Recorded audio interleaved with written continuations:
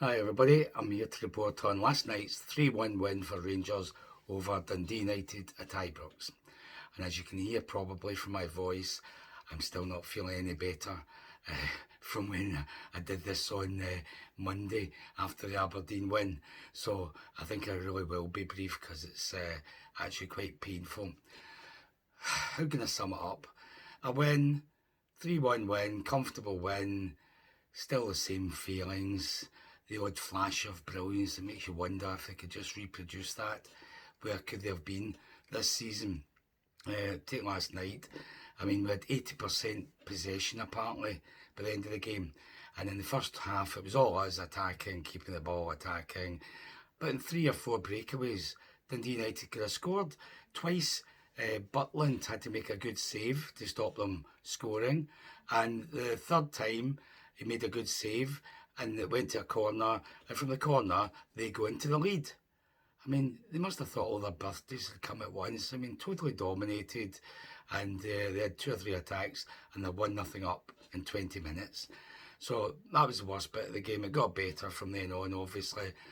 Let's be positive. The equaliser, fantastic cross from Shefty, out in the left, right into the box. That's the best cross he's ever done for us. If he could do that 7 times out of 10, everybody would be happy. But at the other end of it, there's Drossers actually rising, admittedly nobody challenging him, but rising well and bulleting it into the net, high into the net. Fantastic header, the best header he's ever done for us as well. So there's 2 unique events in the one move that got us the equaliser. Again, if Drossers could do that 7 times out of 10, people might look at him differently, but that's an exception to the rule, what he did last night. I mean, later on he got a chance, was right through, and he just took a swipe at it and ended up in row Z of the Copeland. That's more like him. So anyhow, 1 each. Went in at half time, 1 each, and you're thinking we must be better in the second half. Admittedly, we did become better. We were quicker, better movement of the ball, quicker, attacking with a bit more threat, and took a penalty though for the second goal to come, and that was when Diamandi, who's one of the better guys, he got wiped out by the guy coming in from behind. Everybody could see it was a penalty, except I think the guy's name was Callum Scott, a rookie referee. They send these guys out for end of the season games to give them a bit of experience. Well, he'll do well if he's a graduate from the Lowell School of Refereeing, because he gave us nothing and let them away with murder. He wasn't going to give us a penalty for that until he was told to go and look at the VAR screen, and he duly changed his mind. I see today people are saying how magnanimous of James Tavernier to let Drossers take the penalty so that he could score his 50th goal for Rangers. Well, if you believe that, you believe Brendan Rodgers is a fantastic manager, because what happened was Tavernier, as he has done the last, I don't know how many months, was having a real stinker of a game, couldn't do a thing right, letting guys run by him. And when I say guys, one of them was Glenn Middleton, who wasn't even good enough for the Rangers team of 5-6 years ago. So Glenn Middleton had a nice night against him, running past him, running onto balls over the top. So Tavernier was having an absolute shocker, misplacing passes, terrible crosses, all the rest of it. I think it was more a case of him saying, no, I don't think I'll take this penalty. Cyril, you take it, because thankfully that's what happened, because I don't think Tavernier would have scored with it, and the score was 1 each at the time.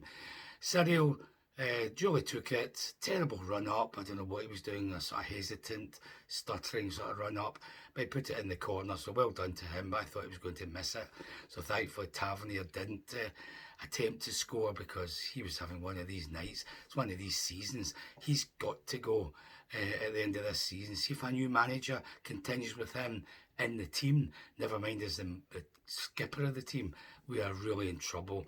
He just had a shocker. Third goal was the best goal of the night. Great move, practically from our own byline. 2 or 3 passes between various players. Goes to Suter. He passes it forward to Cherny, who was a yard inside our half, out in the touchline. He just ran forward with it. And then with Raskin keeping him company inside at the Best moment, he just slipped it past the defender for Raskin to run onto it into the box and smash it into the roof of the net. Great goal. Fast, attacking football with great passing, great movement. We know they can do it. Why can't they do that against the St Mirrens of the world, especially in away games? That's something for the new manager to work out. We could have had another 2 or 3 actually, and didn't. I suppose we were happy enough with 3-1. Dundee United were a non-event in the second half, hardly did anything. Until the penalty, they were just obviously happy to hang on to a 1 each. So it was nice to send them packing back up to Tannadice, and the little Ned manager, Jim Goodwin, crying over his spilt milk, no doubt. So a comfortable win, some nice moments, some hairy moments. For instance, Drossers nearly scored an own goal. This was what the first half. We're defending. I don't know what he did, but he seemed to slice the ball, and it went back towards our goal. And Butland had the save of the night, diving up and tipping it past the post. Brilliant save. Just a pity it was from Drossers rather than one of the opposition players. So you had ridiculous stuff like that happening. You had misses, you had penalties that weren't given, penalties that VAR gave. The referee, just terrible referee, letting them away with all sorts of fouls and not giving us fouls when we should have, all that kind of stuff. So wasn't a great game. Win was the main thing. It was a lovely summer's night, just like the Aberdeen game. I would say there was only about 20,000 there last night. Diehards and maybe people who did the seat sub and brought their young kids to see a game. Probably the first time some of them would have been at Ibrox. Nice night to end the season at home, I suppose, especially with a win. Two of the 49ers guys like Andrew Kavanagh were in the stand. I noticed in the sports scene highlights later. So I'm hoping these guys are looking at this and start thinking, a month ago I was here at a European game and it was 50,000 all going crazy, and here we are, 20-odd thousand, very sedate atmosphere. Why is that? Well, it's because the team on the park's not good enough, mate. So it's up to you and your new manager, whether it's Ancelotti Jr. or not, up to them to get proper players in that can turn this around and get rid of the dross, even if we only get a few million for people like Redvan and Jack Butland and Drossers and Danilo and all these sort of guys. At least get some kind of fighting fund to fund the new players that we need, especially a striker. Last night, midfield was the best part of the team. Little Conor Barron, I thought, was the best man in the team. Redvan got man of the match, but I didn't think he was as good as Barron. Diamandi worked hard, did some good stuff. So the three of them were the best guys in the team. Cherny sort of blew hot and cold. Did a couple of nice things. He got a good ovation when he was his sub near the end, because it's obvious he's not coming back. So that was his farewell walk off the park. So thanks very much for what you did, but you're not up to the Scottish game. You're too physically fragile to cope with the hammer throwers in the Scottish game. So he was okay. Drossers was Drossers. I mean, we've got to get rid of that guy. 50 goals. Can you imagine 50 goals in 2 seasons? Can you imagine what a decent striker would have scored playing for us? I mean, even somebody like Simon Murray, he'd have probably scored about 100 in the last 2 seasons. So get rid of Danilo, Drossers. Cortes came on and did very little, so you wonder about him, or obliged to buy him. Unfortunately, Shefty played a bit better.